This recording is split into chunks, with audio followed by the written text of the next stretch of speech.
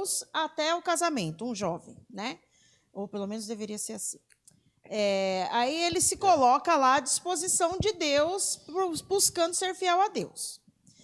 Nesse relacionamento, aí ele começa a se relacionar com uma pessoa que não segue o mesmo Deus e que não entende isso, porque o mundo entende que você pode fazer sexo com quem você quiser, com quantas pessoas você quiser, o mundo é assim. Então aí entra num atrito. Será que essa pessoa que é convertida consegue se manter? Nesse caso aqui, a gente viu que não conseguiu. Não, eu estou falando assim, quando é o certo, né? Vamos dizer a palavra, preparado por Deus. Né? Quando a pessoa entende que aquela pessoa é realmente o preparado por Deus, ela sabe que ela não vai praticar tais coisas. Se for praticar, ela sabe que ela tem que sair fora, que não é isso que Deus quer, né? Deus quer um relacionamento certo, preparado por Ele, mas, infelizmente, muitos não conseguem esperar isso.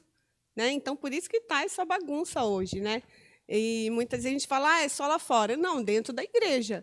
Né? E isso, infelizmente, acontece por essa busca de ter alguém, né?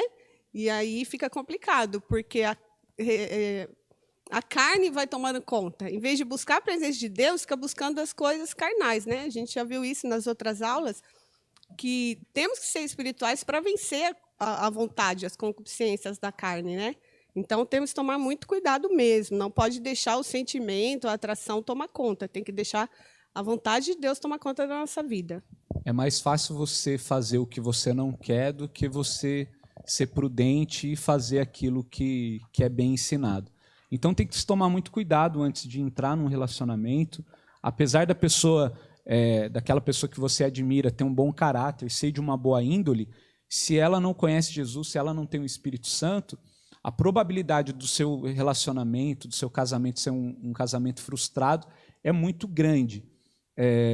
Mas eu conheço casos de relacionamento de pessoas cristãs com pessoas que não conhecem a palavra, que deram certo, e pelo bom testemunho daquela pessoa que é cristã, vamos dizer assim, no bom sentido da palavra, ela contaminou a pessoa para o bem, e o bom testemunho levou aquela outra pessoa a conhecer Jesus. Eu conheço e acredito que isso pode acontecer, mas infelizmente na estatística aí pouco acontece.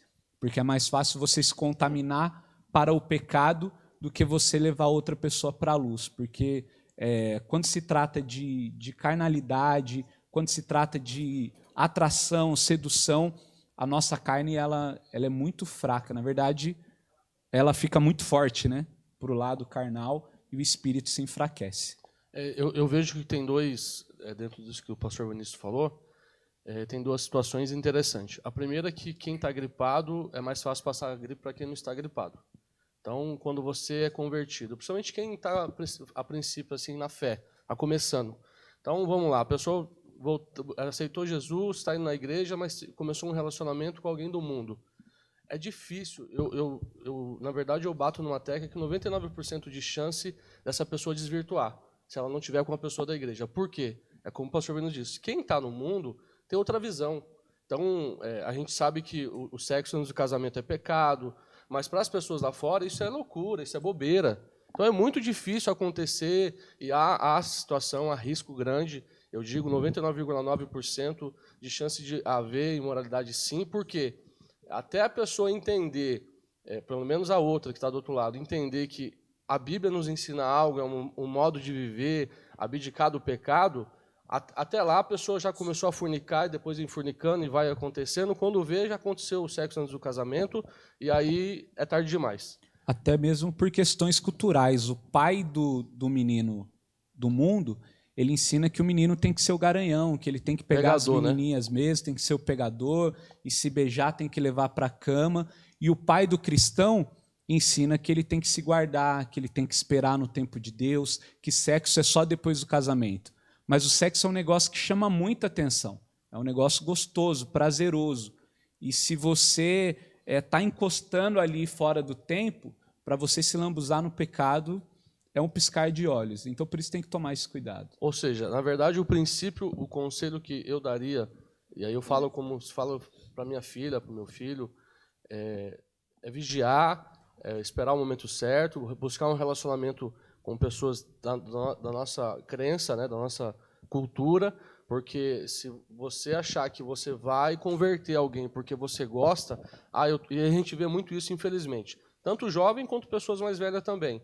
Eu estou sozinho, como a irmã falou, eu estou sozinho há tanto tempo e Deus preparou um varão. Vamos lá, vamos pegar o princípio. O varão é de Deus? Foi Deus mesmo que preparou, porque depois joga a culpa em Deus, né? Deus salva o meu casamento, a gente está entrando no outro assunto, mas só para a gente pincelar. E aí o que vai acontecer? Vai acontecer que o varão, né, não vai para a igreja, vai começar a proibir, ou seja, vai arrastar para o outro lado. Então, até então, irmão, há um contexto tão grande que aí depois o culpado sempre vai ser Deus. Então, eu acho que há o risco de imoralidade, sim, e o bem maior, o princípio maior, guardar os princípios de Deus. E eu já ouvi algumas situações também da pessoa falar, mas a minha amiga se envolveu com um cara que era da igreja e ele também era um sem vergonha, era pior do que as pessoas do mundo. A gente cai nesse problema também. Acontece que Deus não tem culpa de tudo que acontece. Na verdade, Deus não tem culpa nenhuma, mas você tem responsabilidade na sua escolha. Então é intenção. É intenção. E outra, por que você vai escolher o cachaceiro lá no mundo e você não vai escolher o ministro de louvor dentro da igreja, o menino que faz campanha, que ora, que participa de escola dominical? Mas o do mundo é mais bonito, ou o do mundo tem mais dinheiro, ou o do mundo ele tem um emprego melhor e o da igreja ora demais. E aí você tem que fazer as suas escolhas. Eu acho que é muito mais fácil o Espírito Santo tocar no coração daquele que está dentro da igreja do que tocar naquele que está dentro do que está lá fora. O que está dentro da igreja, ele já teve todo um ensino. Por mais que hoje ele esteja no pecado, que ele esteja meio fora do padrão, eu acho que o Espírito Santo tem mais, não vou dizer facilidade, mas tem uma competência melhor para poder tratar esse que está dentro da igreja. O pastor Sérgio vai falar, mas eu já vou lançar uma pergunta que fizeram aqui já para o senhor. A questão do nudes, de você receber ou enviar nudes, se entra nessa questão de moralidade. Pode falar o que você quiser e já engloba isso aí também. Sim, já pegando essa parte primeiro, então, né, a questão do nudes é um pecado, é uma condição de imoralidade. É lamentável que no meio cristão isso tenha funcionado, né? O cristão com base bíblica, o cristão com conteúdo, ele já deveria rejeitar, né? Infelizmente, praticamente tudo o que a gente vê na televisão, seja qual for o filme, até mesmo os infantis, tem um apelo sexual, apresentam, né, pornografia e etc. Ou seja, se nós queremos entreter com essas questões, com esses acessos a filmes, nós temos que realmente fechar os olhos, né? Nós aprendemos e ensinamos aos filhos que, como é inevitável que a pornografia seja apresentada meio que sem você querer, sem você procurar, está assistindo algo inocente, de repente vem na tela algo, nós, né, fomos ensinados, doutrinados a desprezar aquela parte, né? E nós sequer conseguimos compartilhar filmes que o teor seja muito pornográfico. A mensagem é legal, é algo empolgante, mas tem uma parte que compromete. Então a gente até rejeita por completo. Mas quando a gente tem o acesso ali inevitável e aconteceu, a gente realmente, parece até, né, exagero, mas fechamos os olhos. Aí vai de cada um e o seu temor a Deus.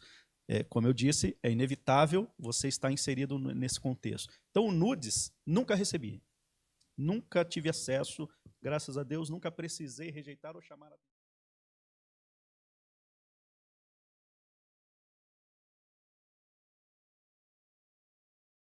jovens, que são os que mais têm acesso ou sofrem com isso, ou promovem isso, eles devem, da mesma maneira, ser privados. De que maneira? Encher a mente e o coração das coisas de Deus. E aí não vai dar lugar ao pecado.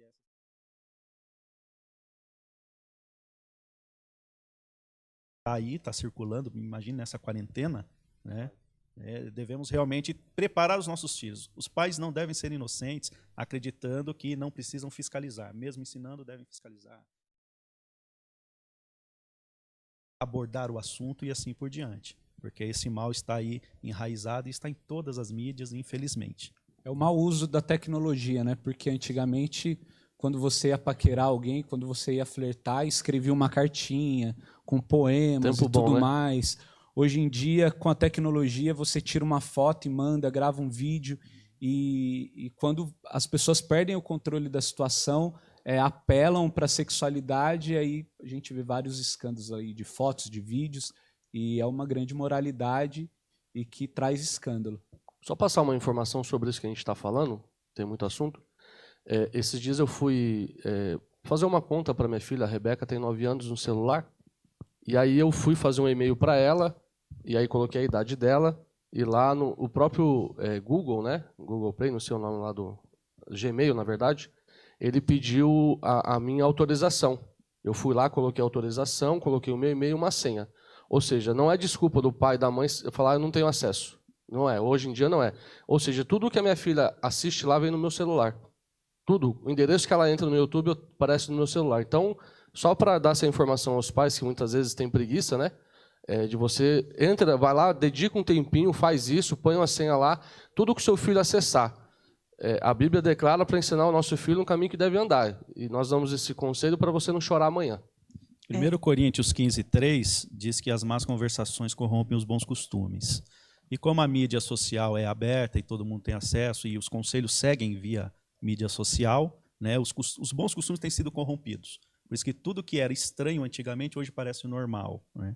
Agora, dentro do que eu pretendia falar anteriormente, pastora, em 1 Coríntios capítulo 7, versículo 12 em diante, referente à questão da desigualdade, né? Paulo orienta, e ele deixa bem claro que essa parte é ele que está orientando e não o Senhor, porque o Senhor orienta que não haja o julgo desigual, que o casamento seja para sempre, etc.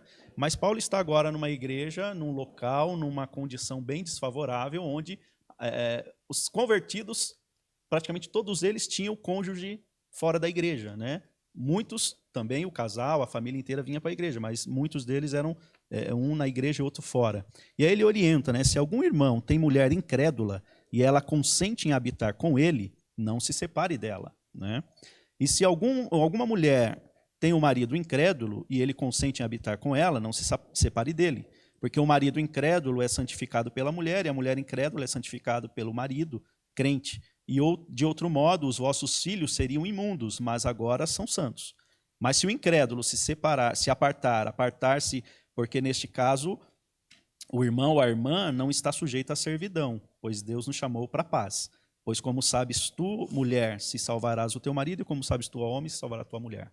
Então, enquanto há o consentimento, né, considerando agora, além do que os pastores falaram aqui, estavam mencionando principalmente o primeiro casamento, o enamorar-se. Então, é óbvio, é o melhor plano e o melhor caminho você buscar alguém de mesma fé, de mesma crença, tudo vai ser melhor. Não quer dizer que vai ser sucesso, né? É diferente, então, mas é um ótimo passo, um excelente passo, é um início maravilhoso. Eu me recordo quando eu ainda namorava, estava noivo, e a presbítera Luciana, na ocasião, falou, não vou mais para a igreja, não. E quando ela disse isso, nós ainda jovens, ela mais do que eu, 5 anos apenas, né, de diferença, eu desabei, eu falei, perdi a esposa, o casamento, perdi tudo, não vou casar, né? E falei para ela, então, se não tem Jesus, não tem Sérgio também. Só que eu fui orar e jejuar. Aí foi, né, clamor, buscar, Senhor, eu abro mão, Senhor, o Senhor sabe que eu abro mão, mas eu não quero abrir mão. E nessa situação, Deus, pela misericórdia, ouviu, atendeu, e na semana seguinte ela, não vou largar Jesus. É óbvio que ela não trocou, no sentido, nem fez uma barganha, foi, né, realmente a intercessão mais a imposição, porque eu falei, deixei bem claro, eu não estou casado ainda, pretendo me casar, mas eu já começar um casamento com julgo desigual, estou fora, eu não preciso disso. E aí eu recuei. Graças a Deus deu tudo certo, somos felizes e esperamos não separar jamais. Com relação aos demais, né, que vieram posteriormente, né, no caso, vieram para Cristo, depois, né, um dos dois, vieram para Cristo e o outro não veio. Vou separar? É aconselhável separar? Não. É aconselhável ficar, continuar intercedendo, clamar, insistir, né, com sabedoria, com uma igreja bem organizada, onde nenhum dos dois possa se queixar de horário, de invasão e etc. Né? E aí as coisas vão funcionar e ambos estarão na presença de Deus. E se não chegar esse momento de ambos estarem na presença de Deus, aí Paulo dá esse conforto que, né, nós não sabemos se vamos conseguir salvar ou não, mas vamos manter pelo menos a união, porque os nossos filhos são santos e uma família bem estruturada vai garantir pelo menos que a nossa geração seja também feliz. Em nome de Jesus, não separa não. Agora que casou, tá junto aí, ora e jejum, que Deus muda isso aí. Já era. Bom, vamos lá, continuando então. Aí o apóstolo Paulo, então, está lá escandalizado. O escândalo do apóstolo Paulo não era tanto o que estava acontecendo. O escândalo dele era de ver que a igreja não fazia nada, que a igreja estava sendo conivente com aquilo que estava acontecendo e coisas que o mundo, ou no caso os pagãos, não toleravam, a igreja estava tolerada. Então, estava tolerando. Aí ele chega a dizer, a frase dele é: não deviam estar cheios de tristeza e expulsar da comunhão aquele que fez isso? Então, aqui a gente vê uma grande diferença entre o apóstolo Paulo e a igreja. Nós percebemos aqui que o apóstolo Paulo, ele sente a dor do pecado. Já a igreja não sente. Então, eu quero ver com os professores aqui. Por que o apóstolo Paulo estava sentindo essa dor do pecado e a igreja não?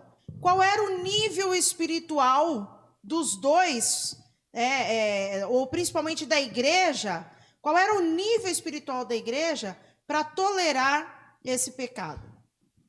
Quem vai primeiro? Olha, dentro desse contexto, eu acho que o nível espiritual da igreja era, vamos falar em porcentagem, quase zero. Porque você combinar com o pecado, você ver o pecado e você não agir contra o pecado, é sinal que o mundo já entrou dentro da igreja, os princípios do mundo. Então, Paulo estava pregando a palavra, pregando contra o pecado, por isso Paulo sentiu isso. Além da imoralidade, nós devemos olhar aqui a questão por fora, é que isso virou, como nós já falamos aqui, normal. Creio eu, né? Nós estamos falando de um assunto, mas creio eu que outros pecados também aconteciam no dia a dia lá e isso começou a virar normal. A questão que o pastor Vinícius citou, não pagar tributo, mentir, passar a perna. Ou seja, se isso, que é o pecado tal, como Paulo falou, a igreja não se posicionou, imaginou as outras coisas então. Ou seja, tudo começou a inchar. O que é inchar? Inchar de uma forma que as pessoas falam, bom, a gente não tem o que fazer, porque como é que eu vou corrigir alguém se eu estou na mesma situação? Como é que eu vou exortar lá? Ou seja, a igreja estava tanto quanto na mesma pegada. Então, eu vejo que Paulo entendia que aquilo que estava acontecendo feria os princípios de Deus, feria os princípios da sociedade também. Então, Paulo falou, gente, o que está acontecendo? Acho que numa pequena frase que ele falou, não é possível que vocês não estão conseguindo enxergar. Ou seja, já havia naquela época, naquela igreja, uma cegueira espiritual. Já havia, as pessoas achavam que tudo era normal. É o dia de hoje. Não estamos aqui para julgar e sim para falar a verdade dentro da palavra. Existe igreja, como a gente estava comentando, que tudo hoje é normal. Vamos liberar isso, porque senão a gente vai perder membro. Vamos liberar isso, porque senão a pessoa não vem na igreja. Eu sou do seguinte pensamento. A palavra ela é única, tem que seguir. Quem tem que se moldar a palavra somos nós. Não a palavra se moldar para nos atrair. Nós somos atraídos pelo Espírito Santo, pela verdade, pela libertação.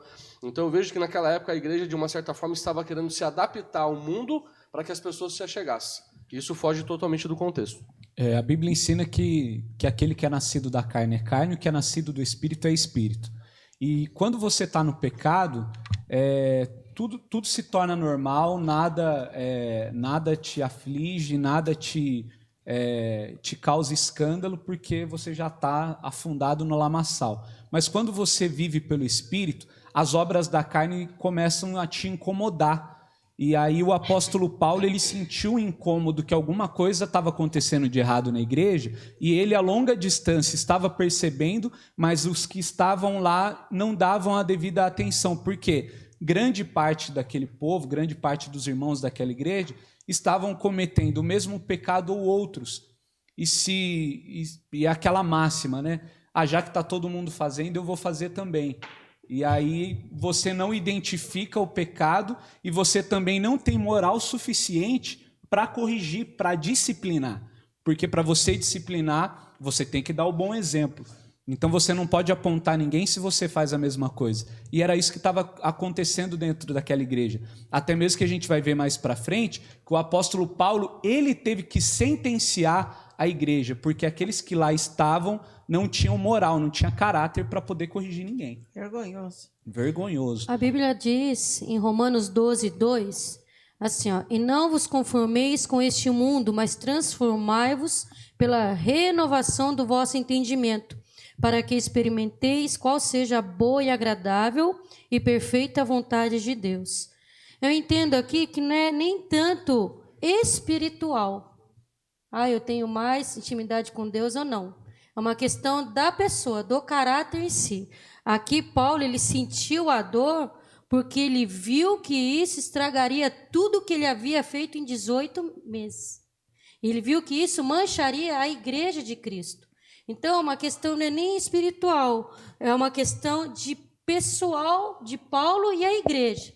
Porque às vezes a igreja, o corpo, ele vê o pecado, fala, tá bom, é normal, é natural. Mas aí em Romanos 12 diz que é para a gente não se conformar com isso, para que haja transformação naqueles que estão ao nosso redor.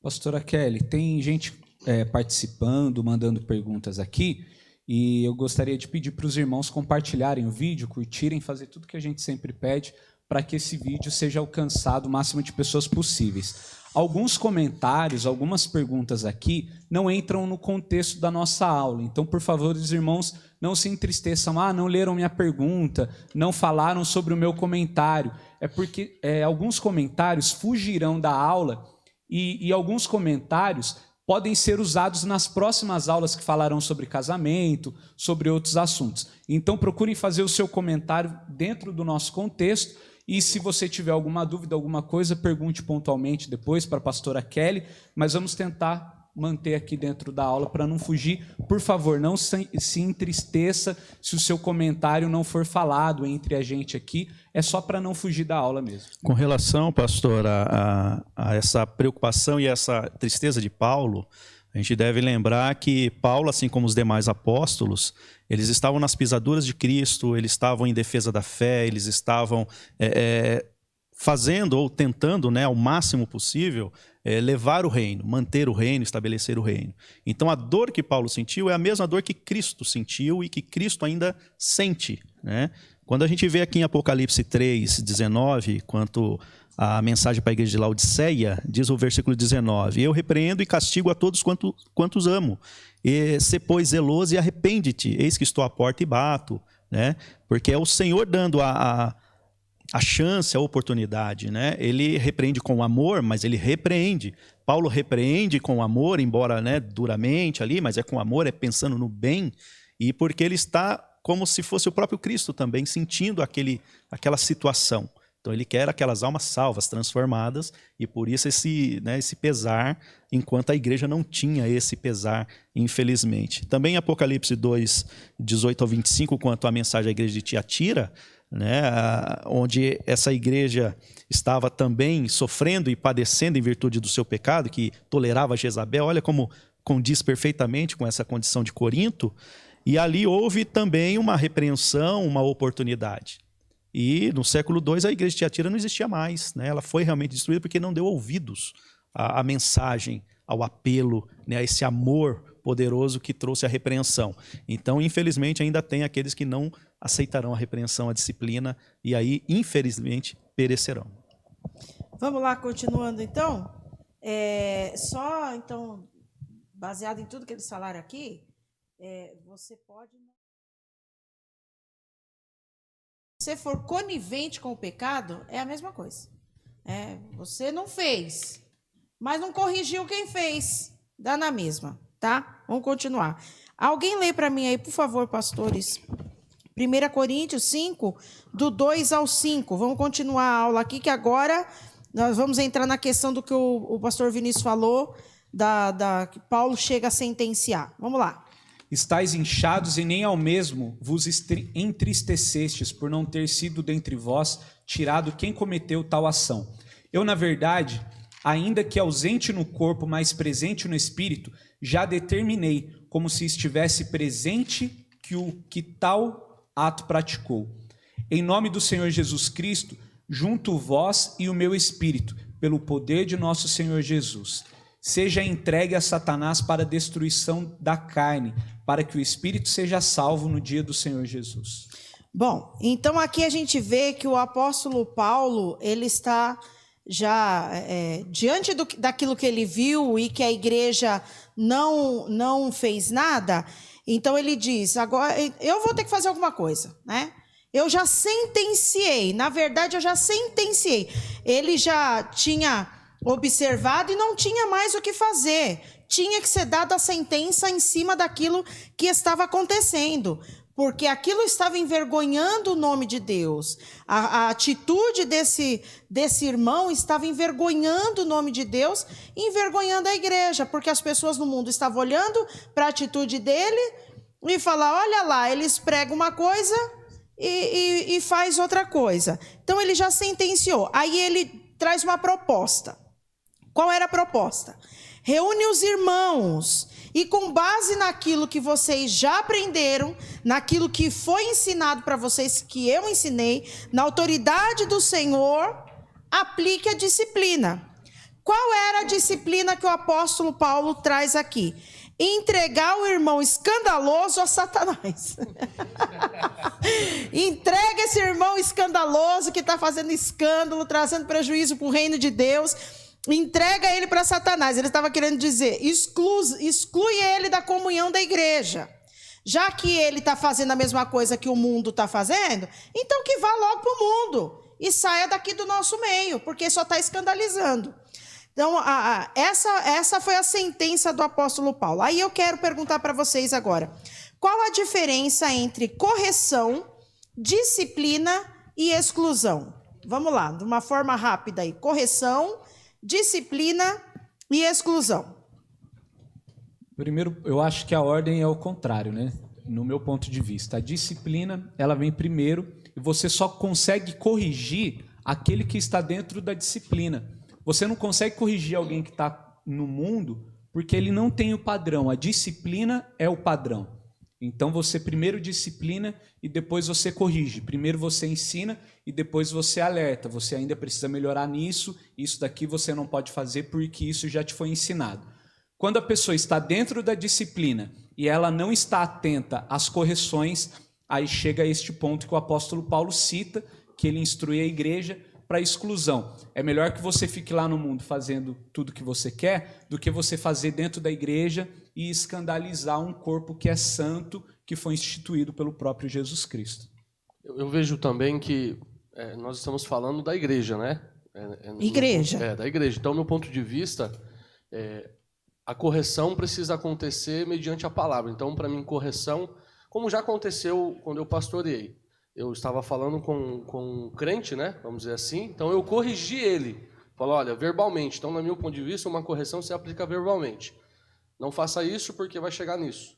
Aí a disciplina que ele não atendeu minha correção. A disciplina, olha, como você é obreiro e você está expondo a igreja, o reino de Deus, eu vou te deixar 3 dias, 3 meses, 1 mês, não importa agora, você vai ficar sentado até você entender o que eu te falei e agora vamos colocar na prática. Lembrando que quando nós disciplinamos, não quer dizer abandono. Não quer dizer abandono. Isso precisa ser bem lembrado.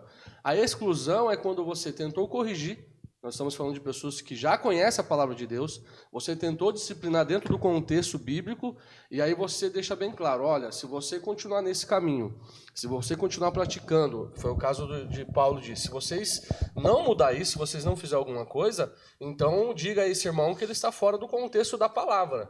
Deixa bem claro que se ele não mudar, se não houver uma mudança de hábito, de costume, de direção, infelizmente ele está fora daquilo que nós pregamos. Ele não poderá continuar, não indo à igreja nesse caso, mas não poderá talvez participando de um corpo de uma forma que ele estaria dentro do contexto. Então assim, para a gente não abrir muito o leque, que é muito grande, eu vou só encurtar assim, correção verbalmente, disciplina com aquilo que você pode... Por exemplo, um obreiro, vamos dizer assim, você vai lá e aplica uns dias de banco para ele pensar, vamos chamar assim, e a exclusão é você tirar, quando eu digo tirar, daquilo que ele exercia. Então, eu não estou pegando exatamente o que Paulo, no caso do Paulo, eu estou tentando globalizar tudo. Então, só resumidamente, para mim é isso.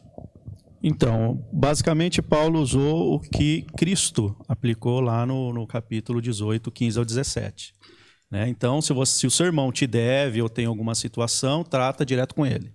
Se o teu irmão, né, insiste ou fez algo pior, você apresenta testemunhas, apura os fatos, define, junta um conselho, estabelece uma disciplina, uma correção. Expõe a situação. Expõe a situação. Se o seu irmão fez algo ainda maior, pior, ele é pior que um descrente, ele é pior que um incrédulo, então você nem coma com ele, você nem ande com ele, você, né, não participa daquela situação. Então, Paulo tem uma situação que o camarada fez o que fez, explicitamente, diante de todos, fez pior do que os de fora, então não resta mais nada a não ser, de fato, tirá-lo do corpo, tirá-lo do grupo, para que ele possa cair em si, definir a sua nova conduta e retornar. Né? Sempre há oportunidade, enquanto há vida há esperança.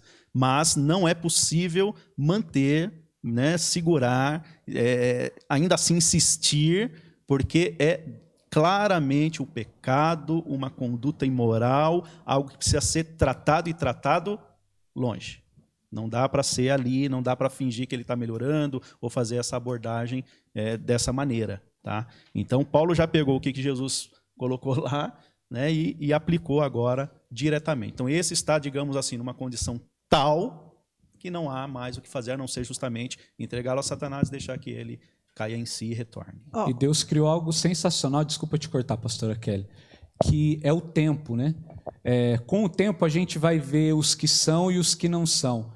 E os que estão cometendo práticas ilícitas e imorais dentro da igreja, porque uma hora o pecado acaba sendo exposto. Tem um comentário, acredito que é esse que a senhora vai ler, que apareceu aí no YouTube. A irmã Kelly Cristina colocou assim: disciplina é ensinamento, correção é amor e oportunidade. Exclusão é separar o joio do trigo. Aí eu pergunto, cabe a nós separarmos o joio do trigo? Então, segura esse daí. Ó, segura esse daí que vai fazer parte da próxima pergunta. O pastor Flávio está dizendo assim, ó, hoje em dia a pessoa sai na hora em que se corrige, por não aceitar, sai da igreja e procura outra, e fica de boa, como se nada tivesse acontecido. A Angélica está dizendo, deixa de banco. A Nelly está dizendo assim, primeiro adverte, depois disciplina. Esgotados todos os meios de disciplina, exclui ou congela, ela pôs entre parênteses.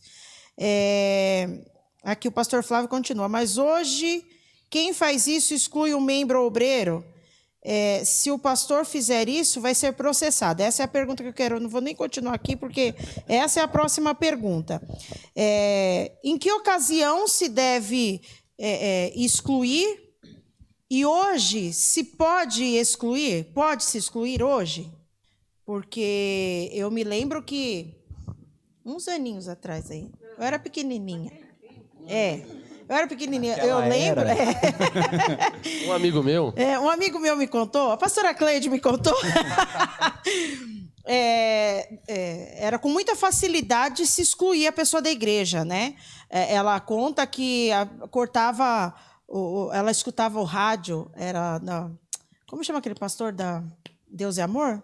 Davi Miranda. Davi Miranda. Ela escutava o rádio lá do Davi Miranda, eu me lembro do radinho dela, vermelhinho, pequenininho, até hoje eu me lembro, tenho ele na memória.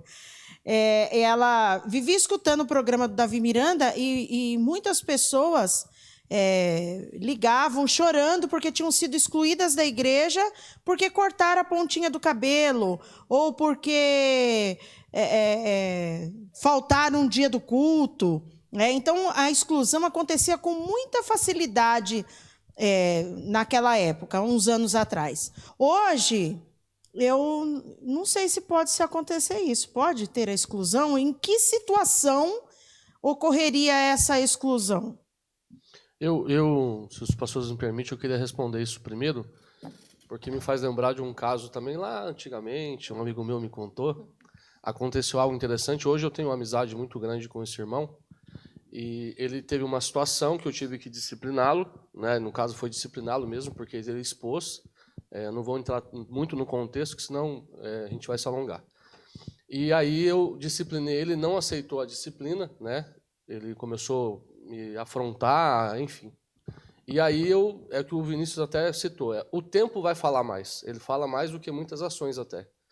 E aí eu cheguei a ponto de pensar sim excluir ele do ministério. Porém, Deus me fez lembrar algo que a igreja não é minha. Eu não morri por ninguém. Então, eu talvez não tenha esse direito nessa situação. Cristo, sim, que morreu pela igreja. Aliás, João 15,15 fala que ele vai cortar, né? Ele corta lá ele cuida da videira, né? Então, o que aconteceu foi o seguinte, que eu falei para esse irmão e ele não aceitou e eu pensei em excluir, sim. E quando eu fui tomar essa ação, eu lembrei disso. Que neste caso, por exemplo, não era uma questão de exclusão. Porém, eu acho que tem, sim, situações que você pode excluir do ministério. Acho, sim. Aí você fala qual? Existem inúmeras situações, por exemplo, digamos que nós estamos aí, já que a gente está falando abertamente, até para os irmãos que estão em casa nos ouvindo, para a gente colocar o pingo nos i, vamos chamar assim. A escola bíblica é para isso mesmo. Então, digamos que você está dirigindo uma igreja ou que você está à frente da igreja, eu estou falando como pastor agora, tá? E aí o seu líder se rebela, te calunia, ele te levanta falso testemunho, e você vai lá e doutrina. Ele ainda aceita e continua fazendo. E a senhora citou no começo que uma laranja podre vai apodrecer o resto, diga de passagem. Então, o que acontece? Chama toda a igreja, expõe a situação, e aí sim, neste caso, o irmão não está lá para fazer parte do corpo e agregar o corpo, e sim para defamar o reino de Deus. Porque nós temos que entender que todos os dias chegam pessoas doentes na igreja, e quando ela chega doente na igreja, ela quer ser sarada, não participar de um problema, por exemplo, como esse que eu citei. Então, neste caso, na minha visão, há sim possibilidade de exclusão do ministério, quando se eleva a ponto de você pôr em risco, digamos assim, a questão do reino, a questão da credibilidade da igreja, quando o irmão ou a irmã expõe na imoralidade e ela não aceita. Então, Paulo exortou, Paulo corrigiu, porém não endireitou, vamos dizer assim. Então, na minha opinião, há sim essa possibilidade, e naquilo que o pastor Flávio falou. O que hoje as pessoas não aceitam, isso é desde pequeno, tá? Eu falo do meu filho, é correção. Você vai corrigir alguém, a pessoa acha que você é ruim, que você não quer o bem. Mas a Bíblia nos ensina ao contrário. A Bíblia nos ensina que quando nós corrigimos alguém, nós amamos alguém. Queremos que aquela pessoa mude, transforme. Então, na verdade, hoje parece que a igreja virou um lugar ruim, onde nós temos que aceitar tudo, onde tudo pode, onde Deus é sempre amor, mas Deus também fala que nós devemos corrigir. Então, eu acho que sim. Bom, antes de a próxima pergunta aqui tem tudo a ver com o que eles estão falando e ainda vou apimentar mais um pouquinho. Mas antes de eu apimentar mais um pouquinho, eu quero lembrar e pedir para você dar um like no vídeo e compartilhar, porque esse assunto é muito interessante. Tem muitas pessoas sendo disciplinadas na igreja sem necessidade, tem outras pessoas que precisariam de disciplina e não estão sendo disciplinadas. Então, em que ocasiões essas coisas podem acontecer? Então, isso é importante. Esse assunto é muito importante para a gente guardar só para nós. Então, compartilha esse vídeo, tá bom? Olha aqui, tem uns comentários interessantes aqui. A irmã Lília se lembrou que a Igreja Católica excomungava os seus seguidores. Excomunga até hoje. Até hoje.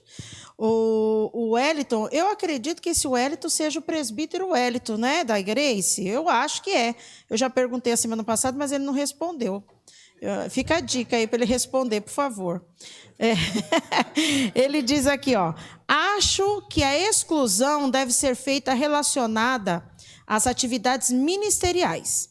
Se o obreiro, após ser orientado, disciplinado, não mudar de vida, na minha opinião, não pode exercer sua atividade ministerial. Então, para ele, não é que a pessoa seja excluída da igreja, mas sim das questões ministeriais.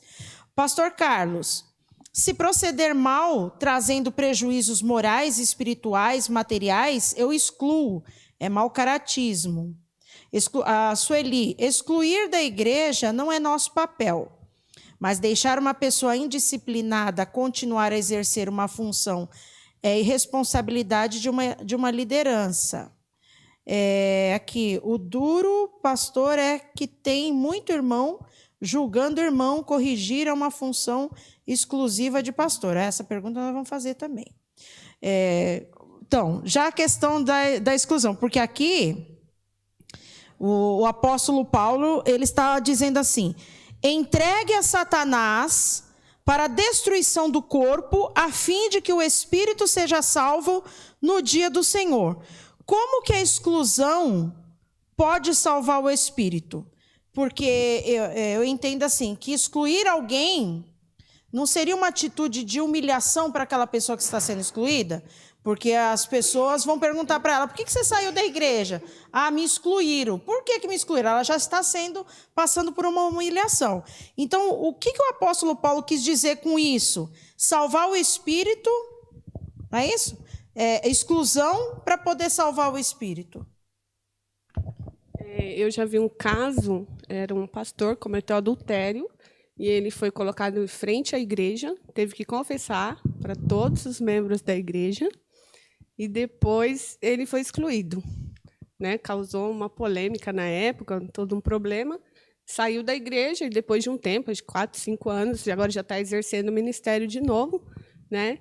Mas nós não podemos julgar, mas é complicado você expor a igreja inteira, fazer ele confessar para a igreja inteira.